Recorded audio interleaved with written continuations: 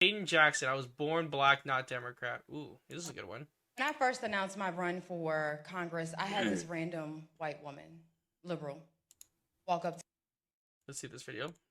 When I first announced my run for Congress, I had this random white woman, liberal, walk up to me and ask, "Well, what about you isn't Democrat?"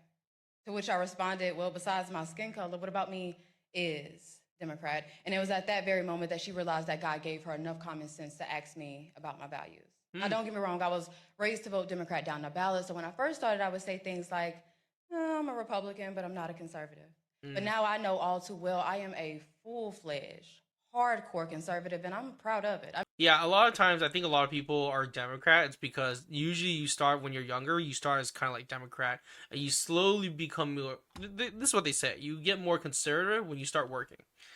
That's usually what happens. You're a socialist until you start working, or when you start getting taxed. That's when you start to change your shifts on life. Obviously, that's not the case for everyone, but a good amount of people you start to learn more. And I'm kind of like the same way. I used to be very socialist, obviously, because I didn't have to worry about bills and shit. But when you start getting bills and stuff, you start to be a little more conservative with your money and stuff. I mean, my favorite saying is I was born black, not Democrat.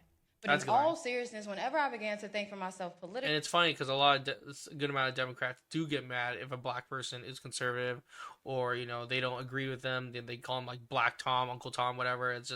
It's crazy what these people say. the choice was easy. I mean, why would I want to belong to a party whose mission is to infringe on the Second Amendment as if a criminal would ever participate in something like a mandatory buyback?